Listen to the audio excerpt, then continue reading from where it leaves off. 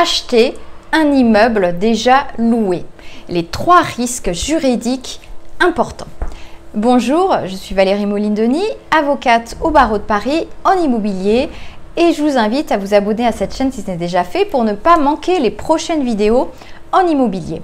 Alors aujourd'hui, j'aimerais évoquer 3 risques juridiques classiques que je vois lorsque on veut acheter un immeuble déjà loué. Alors, acheter un immeuble déjà loué, ça peut être une bonne idée parce que ça peut rassurer le banquier sur les loyers déjà existants, ou même ça peut vous rassurer, ou même tout simplement, eh bien, peut-être que dans le secteur que vous cherchez, vous tombez sur une bonne affaire, en tout cas ce qui vous semble une bonne affaire, ou même une très bonne affaire, et il s'agit peut-être d'un bien déjà loué. Alors, à quoi faut-il faire très attention?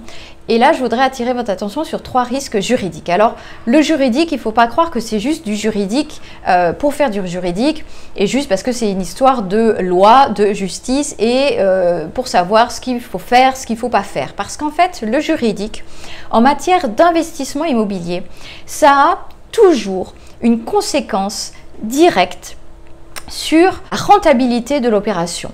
Le juridique a un impact sur les finances. Le juridique a un impact sur la fiscalité.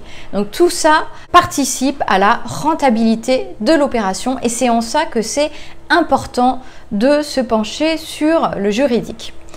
Premier cas très classique, point de vigilance, c'est le loyer des lots, le loyer qui est pratiqué déjà. Donc surtout faire attention dans les annonces, parfois on vous met pas d'ailleurs le montant du loyer, on vous met par exemple le pourcentage, la rentabilité du bien, parfois on vous met les loyers, parfois tous les lots ne sont pas loués donc on vous met un potentiel, donc surtout faire très attention aux loyers qui sont déjà existants. Et surtout apprécier s'ils sont sous-évalués, parce que s'ils sont sous-évalués, effectivement, vous allez perdre de la rentabilité et vous n'allez pas pouvoir augmenter le loyer comme ça. Il y a des règles. Alors, parfois, c'est même pas possible d'augmenter le loyer. Parfois, c'est possible s'il est sous-évalué. Là, il faudra respecter une procédure. En tout cas, il faut bien garder en tête que si le loyer est sous-évalué, ou en tout cas ne vous convient pas, ou que l'opération globale n'est pas rentable ou pas suffisamment rentable pour vous, il ne faut pas penser que vous allez pouvoir acheter un bien occupé, pouvoir délivrer un congé 6 mois plus tard pour mettre à la porte un locataire dont le loyer est sous-évalué. Parce que ça ne marche pas comme ça. Il y a des droits aussi protecteurs pour le locataire et donc vous ne pouvez pas l'expulser de cette manière-là. Si vous résiliez le bail de cette manière-là, vous vous exposez de toute façon à un contentieux de la part de votre locataire. Il y a de grandes chances.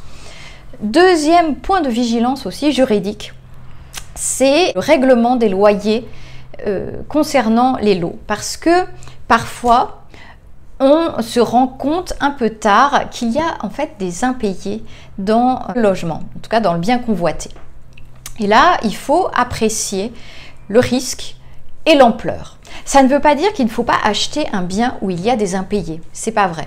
Par contre, il faut apprécier le risque, apprécier l'ampleur pour calculer et savoir si l'opération va être rentable et aussi à quel prix il faudra négocier l'achat, à quel prix vous voulez acheter ce bien.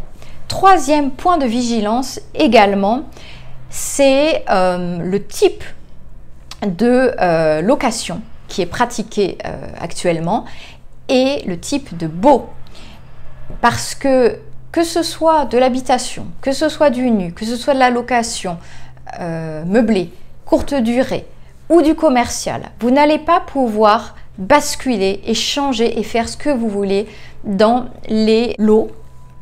En tout cas, ce qu'il faut bien comprendre, parce que ça dépend effectivement des changements, mais ce qu'il faut bien comprendre, peu importe le type de bail, c'est que vous avez un locataire qui est en place, qui a un type de bail et qui a donc des droits qui correspondent effectivement au bail, qui le protègent. Donc vous n'allez pas pouvoir transformer comme ça peut se faire parfois selon certaines manières, mais il faut comprendre que là, en place, vous achetez le lot avec un bail particulier et donc vous allez être soumis à ce bail-là et à un régime juridique particulier, que ce soit de l'habitation, du commercial ou autre d'ailleurs.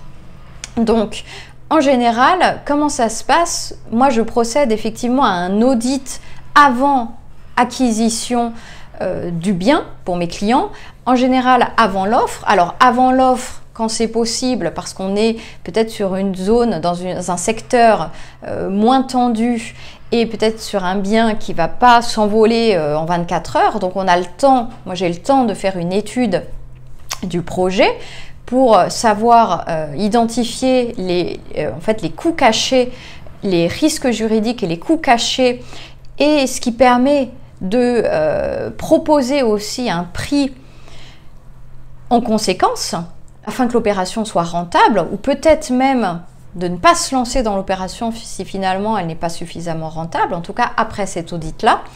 Ou alors parfois quand on est dans un secteur tendu et qu'il n'y a pas le temps et qu'il faut tout de suite quelque part bloquer le bien, même si ce n'est pas dans la volonté de bloquer le bien, mais en gros il faut se prononcer très vite, et donc on me contacte après une offre d'achat, entre l'offre d'achat et le compromis, et là on a aussi parfois d'autres documents, on a ensuite des baux, on a ensuite des règlements de copro, on a pas mal de documents, et là ensuite je peux faire une étude et on apprécie si vraiment il n'y a pas des coûts cachés ou des risques cachés qui affectent la rentabilité du bien, et pour valider soit le projet, soit parfois amener à une autre négociation, ou au contraire sortir de la vente quand le compromis n'est pas signé, ou au pire dans les 10 jours du compromis, si vraiment il y a quelque chose qu'on n'avait pas détecté tout de suite, qu'on n'avait pas détecté parce qu'on n'avait pas tous les documents juridiques non plus, et qu'on n'avait pas détecté parce qu'on n'avait pas procédé non plus à un audit juridique de tous les lots. J'espère que cette vidéo vous aura été utile et vous aura permis de comprendre que le juridique n'est pas là juste pour faire du droit, mais qu'il a un impact direct sur la rentabilité de vos locations, la rentabilité de vos projets, de l'opération globale également. Et donc, si vous avez un besoin particulier, surtout vous avez mes coordonnées pour me contacter. Surtout, partagez la vidéo à d'autres investisseurs afin d'attirer leur attention sur ces points juridiques. Bien sûr, il y en a également d'autres parce que tout dépend de l'opération. Il y a des cas aussi classiques d'usage, de destination, enfin bref, il y a beaucoup de points juridiques auxquels il faut faire attention et qui ont des conséquences importantes et parfois irrémédiables. Et ça dépend de l'opération, c'est vraiment du cas par cas. Et abonnez-vous à la chaîne pour ne pas manquer les prochaines vidéos. Et moi, je vous dis à très vite dans de prochaines vidéos. Au revoir.